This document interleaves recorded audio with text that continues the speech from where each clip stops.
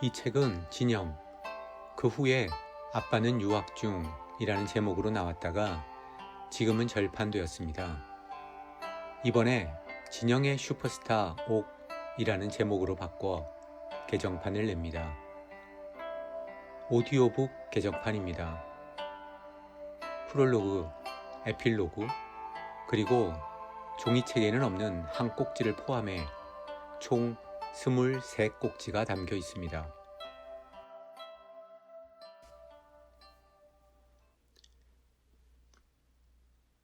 (2장) 진영의 슈퍼스타 옥.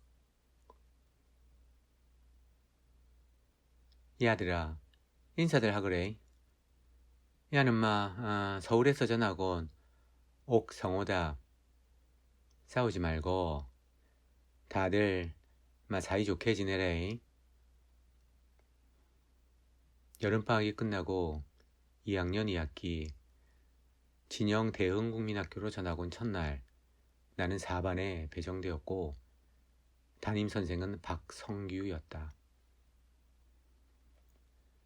대흥국민학교는 남산국민학교에 비해 건물은 훨씬 작았지만 운동장 크기는 거의 비슷했다. 나는 처음부터 이 학교가 좋았다. 서울과 가장 다른 점은 주변 자연이었다. 낮은 담장 너머로 초가집과 기와집이 학교를 둘러쌌고 그 너머로는 나지막한 언덕이 연이어 펼쳐졌다. 사방에 푸르른 자연이 내가 마침내 진영에 있다는 사실을 확인시켜 주었다. 진영에는 나와 훈이가 들어간 대흥국민학교와 한 10리 떨어진 곳에 있는 대창국민학교 2개가 있었다. 노무현 전 대통령과 부인 권양숙 여사, 김영삼 전 대통령의 부인 손명순 여사, 그리고 우리 엄마가 대창초등학교 출신이었다. 만약에 그때 내가 이런 사실을 미리 알 수 있었다면 그 학교로 전학시켜달라고 졸랐을지도 모르겠다. 서울에서 왔다는 이유만으로 나는 단박에 아이들의 호기심을 끌었다. 쉬는 시간이 되자 하나 둘 내 주위로 오더니 이것저것 묻기 시작했다. 하니? 그랬니? 처럼 끄듬이 올라가는 내 표준말과 그랬다 아이가 모르겠다 마이 하는 식으로 끄듬이 길게 늘어지며 아래로 축 처지는 사투리는 확실히 달랐다. 당시 표현으로 하자면 세련된 맵시 그 자체였다. 요즘 말로 하면 엣지가 있다고나 할까? 아이들은 내 말씨에 매혹된 게 분명했다. 일부러 옆에 와서 내가 하는 말을 유심히 듣다가 혼자 중얼거리며 연습하는 아이들이 있을 정도였다. 진영에 온 첫날부터 이미 토박이처럼 구수한 사투리를 구사하는 동생과 달리 나는 사투리가 쉽게 입에 붙지 않았다. 그래서 사투리를 쓰는 동생이 부러웠다. 그러나 이제는 더 이상 부럽지 않았다. 내 가치를 지키기 위해서라도 혀에 버터 바른 것 같이 부드러운 유창한 본토 표준어를 잊어서는 안 되었다. 한술 더 떠서 나는 그날 점심시간부터 마치 신기한 나라 이야기라도 들려주듯 당시 최고의 인기를 누리던 기밀과 스승 역도산, 그리고 기밀이 싸웠던 상대들을 중심으로 입담을 풀어나갔다. 아이들은 기밀에 숨겨진 이야기에 정신을 차리지 못하고 빠져들었다. 어느 책에선가 읽은 거의 하늘을 날아다닌다는 기밀의 무용담이 사실일리 만무했지만 아무도 내가 하는 말을 의심하지 않았다. 그러니까 막 루테즈가 기밀 박치기에도 안 넘어갔다 그기가.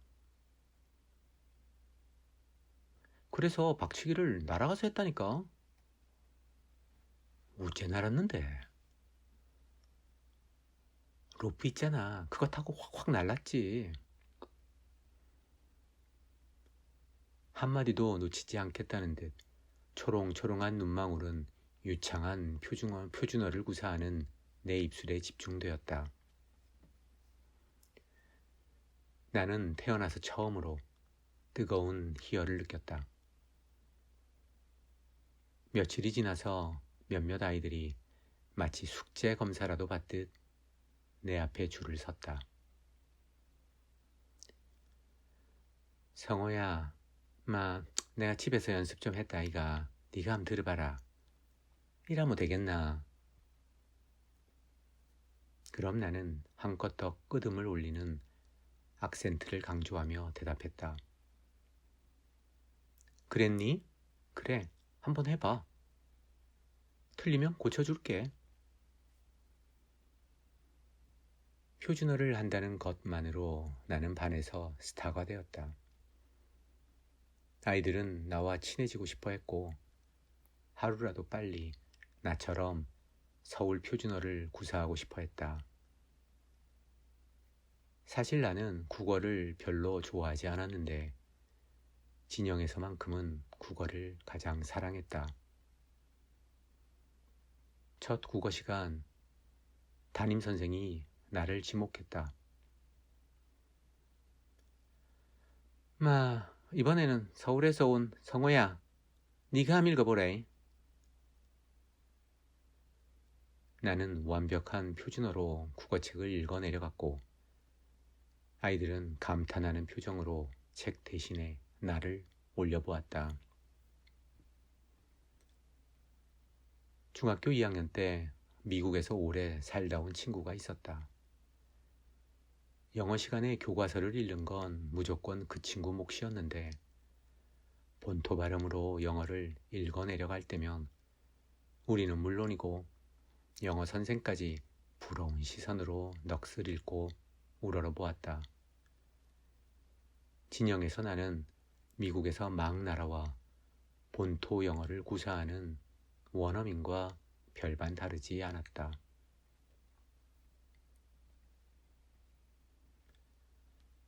그러나 아이들의 호기심은 그다지 오래가지 않았다. 신압으로 나는 그들 중 하나가 되어갔다.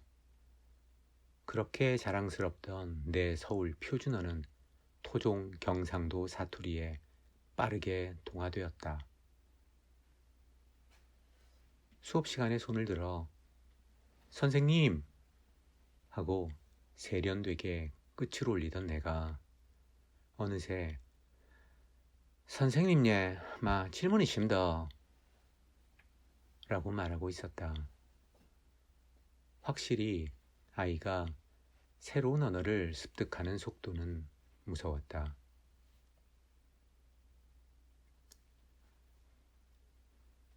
(3년이) 흐른 후 5학년 2학기 첫날 서울 도곡국민학교로 전학 온 나는 60명 남짓한 아이들 앞에 섰다. 김해충 담임 선생이 내게 직접 인사를 시켰다. 성호야, 자기소개 한번 해봐라. 나는 당연히 한때 자연스레 구사했던 서울말을 할 수 있을 거라고 생각했다. 그러나 막상 내 입에서 나온 건 구수한 경상도 사투리였다. 진영에서 막 올라온 옥성우라고 한다. 잘 부탁하자. 서울 아이들은 잔인했다. 그냥 웃으면 될걸. 책상까지 치면서 미친 듯이 웃었다. 그중 몇 명은 아예 나를 향해 손가락질까지 하며 웃어댔다.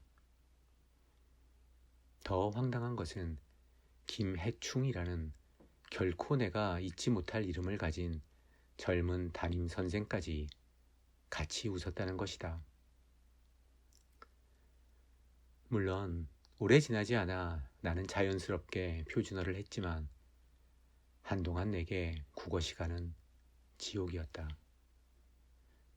교과서를 읽어야 할 때면 누군가가 이렇게 외쳤다. 선생님, 옥성호 읽기 시켜요. 그러면 김해충 선생은 무슨 깊은 뜻이 있어서인지 몰라도 어김없이 나를 지목했고 나는 최대한 표준어로 읽기 위해 한 글자 한 글자 집중하느라 정신이 혼미해질 정도였다. 한마디로 발악을 했지만 결과는 더 처참했다. 토정 사투리에 이상하게 가미된 표준말 악센트는 더 요상한 코미디가 되었고 아이들은 기다렸다는 듯 박수까지 쳐가면서 웃어댔다.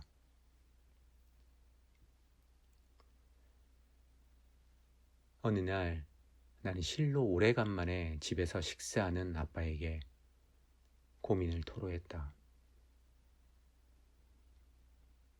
성호야, 조금만 지나면 서울말 할 거니까 너무 걱정하지 마. 그러더니 아빠가 본론을 꺼냈다. 네가 1등만 하면 아무리 사투리를 해도 아무도 너 못 놀려. 누가 감히 1등을 놀려? 그러니까 더 독하게 마음을 먹어. 내가 1등해서 너희들 코를 납작하게 해주겠다. 시골에서 온 작은 고추가 얼마나 매운지 보여주겠다. 이런 마음으로 말이야. 지금 생각하면 당신과는 달리 도끼라고는 눈을 씻고 찾아봐도 없는 마냥 물러터진 큰 아들에게 난 모를 답답함을 느끼던 아빠가 드물게 상담까지 요청한 그 순간을 기회라고 생각했던 것 같다. 그러나 나는 사투리 스트레스를 공부를 향한 도끼로 전혀 승화시키지 못했다.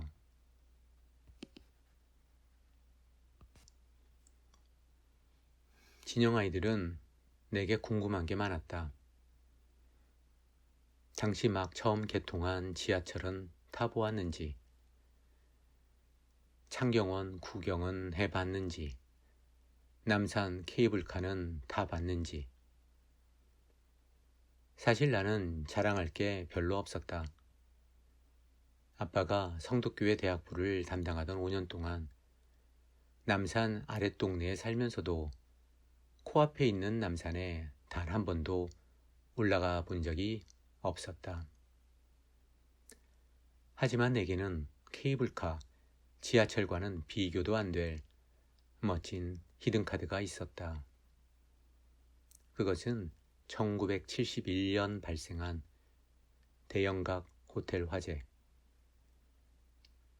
당시 한국에 사는 사람이라면 모를 수가 없을 정도로 대단한 사건이었다. 화재는 일요일에 발생했다. 요란한 사이렌 소리가 교회까지 들렸고 멀리서 검은 연기가 치솟았다.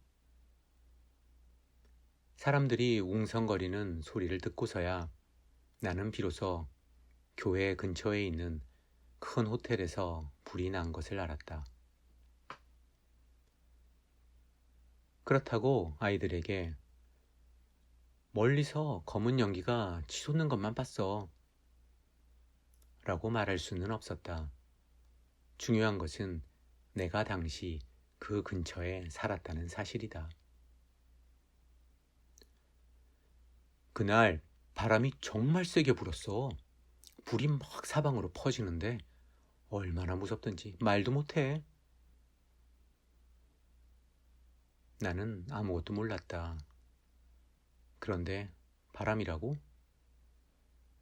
그랬다. 불이 크게 났으니 바람이 많이 불어서 화재가 더 커졌을 거라고 추측했다. 성우야, 그럼 네가 대형각 호텔 불났을 때 바로 밑에서 본 기가? 당연하지. 우리 집이 호텔 바로 옆에 있었어. 아이들은 나를 경이롭다 못해 존경스러운 눈빛으로 보기 시작했다.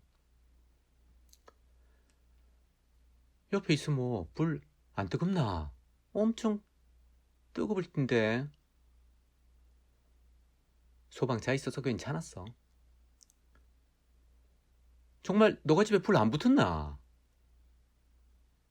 소방차 있었다니까. 진실이 콩알만큼 섞인 나의 허풍에 아이들은 서로 마주보며 고개를 끄덕였다. 나는 점점 더 신이 났다. 불이 막 번지니까 창문에서 어떤 여자가 손을 흔들면서 소리치는 거야. 살려달라고. 아이들의 얼굴에 급박한 기운이 감돌았다. 진영의 자존심을 지키기 위해서였을까?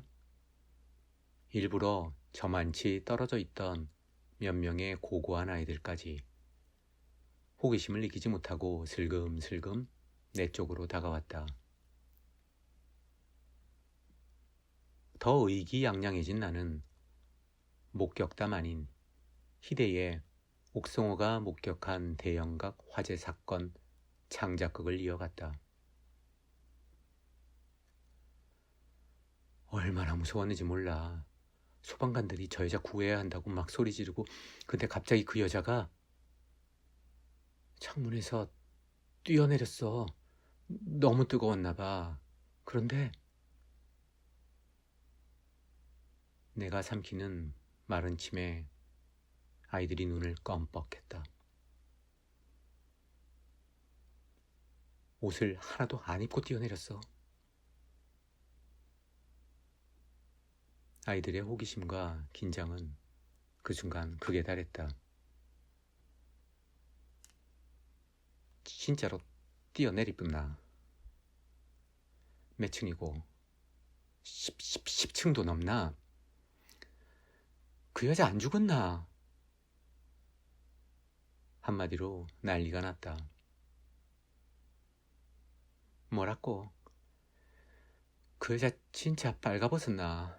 성우야, 니 빨가벗은 거 다 봤나? 아이들은 귀신에 홀려 아예 넋이 나간 표정이 되었다.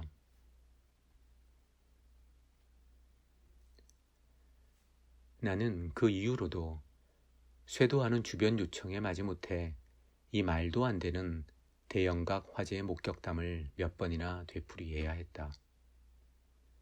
그때 내가 배운 게 하나 있다.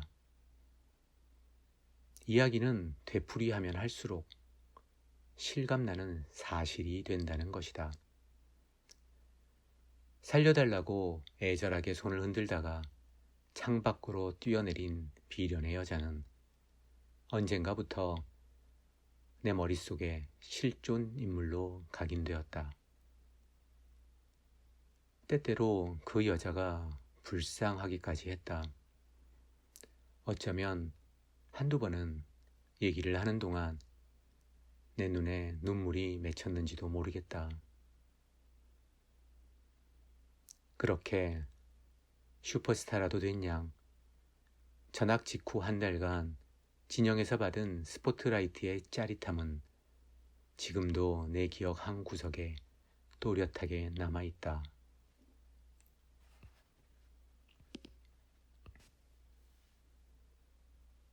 3장. 나랑 한판 붙지 않가나?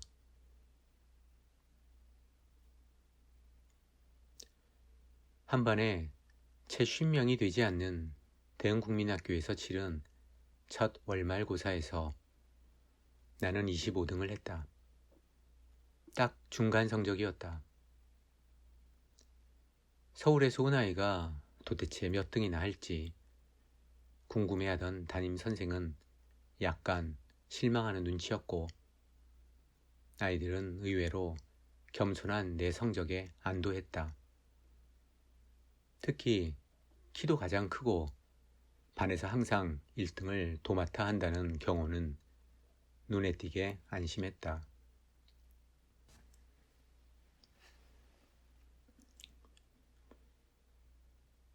그러나 그 다음 달 월말고사에서 2학년 전체 195명 중에 내가 1등을 했다.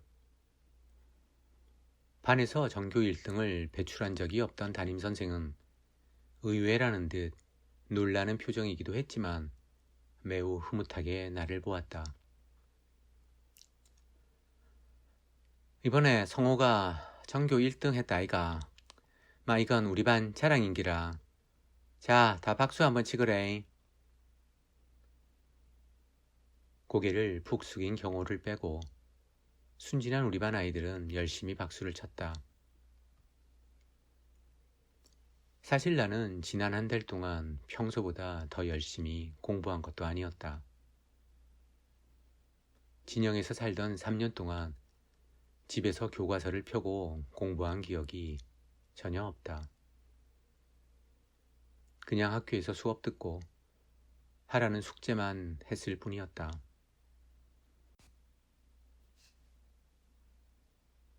어쨌든 첫 달 반에서 고작 25등을 한 아이가 다음 달 전교 1등을 하다니. 솔직히 모르겠다. 왜 그렇게 된 것인지. 그런데 신기하게도 엎치락 뒤치락 하긴 했지만 그 뒤로도 쭉 나는 전교에서 1, 2등을 유지했다. 세련된 표준말을 구사할 뿐 아니라 공부까지도 단숨에 장악한 나는 대흥국민학교에서 슈퍼스타의 자리를 굳혔다. 누가 인생은 새옹지마라고 했던가. 1등이라는 성적을 받은 내 앞에는 상상도 못한 시험이 기다리고 있었다. 나는 그때까지만 해도 반에서 등수가 매겨지는 게 공부만이 아니란 것을 모르고 있었다. 더 중요한 건 남자의 자존심이 걸린 싸움 서열이었다. 그게 참 웃긴 방식으로 매겨졌는데 공부 등수가 그대로 싸움 서열이었던 것이다. 그럼 공부 1등이 싸움도 진짜 1등이었을까? 꼭 그런 건 아니었다. 한참 지나서 알게 된 규칙은 이렇다. 그러니까 이건 일종의 밥맛 떨어지는 놈, 오로지 저밖에 모르고 공부만 하는 놈을 견제하는 백신 장치였다. 비사교적이고 이기적인 공부 1등에겐 끊임없는 도전이 이어졌다. 공부 대신 싸움으로 말이다. 그러다 보면 공부는 1등일지 몰라도 싸움 등수는 점점 떨어졌고 급기야는 뭐랄꼬 인자 니까지 나랑 붙자그기가 할 정도로 비실비실한 아이의 도전까지 받는 굴욕을 당했다. 아무리 슈퍼스타라고 해도 모두에게서 사랑을 받을 수는 없었다. 일부러 나를 피하는 몇몇이 있는 건 분명했다. 분명 그들에게 나는 박힌 돌을 위협하는 굴러온 돌이자 매우 건방진 놈으로 보였을 것이다. 국민학교 2학년 아이라도 싫은 건 싫고 나름대로 지키고 싶은 자기 영역이 있기 마련이다. 어느 날 수업을 마치고 가방을 싸는데 항상 멀리서 나를 지켜보던 머리를 빡빡 민 아이가 다가와서 말했다. 옥성호, 내가 도전한대. 마 나가서 붙자. 처음에는 무슨 말인지 몰랐다. 그러나 빡빡이의 호전적인 태도와 주변 분위기로 봐서 싸움을 거는 소리라는 건 바로 알았다. 순간 어떻게 대처해야 할지 나는 당혹감을 감추려고 애써 세련된 표준어로 말했다. 예, 내가 왜 너랑 싸워야 하니? 싫어. 게다가 싸움은 나쁜 거야. 물론 내 나름대로는 대단히 논리적이고 합리적인 반론이었다. 싸워야 할 이유가 전혀 없었으니까. 싸움은 고사하고 나는 빡빡이 이름도 몰랐다. 그러나 내 대답은 헛소리에 불과했다. 내 서울 표준어가 상대의 기를 죽이길 은근히 기대했지만 도리어 빡빡이의 투지를 더 불태우는 역효과를 불러왔다. 더 이상 못 참겠다는 것처럼 빡빡이가 머리를 내 앞으로 바싹 들이밀었다. 야, 빨리 나가지 않카나. 한판 붙자 말이다. 내가 도전한다 않카나 이 짜스가. 할 말을 잃은 나는 주변을 둘러보았다.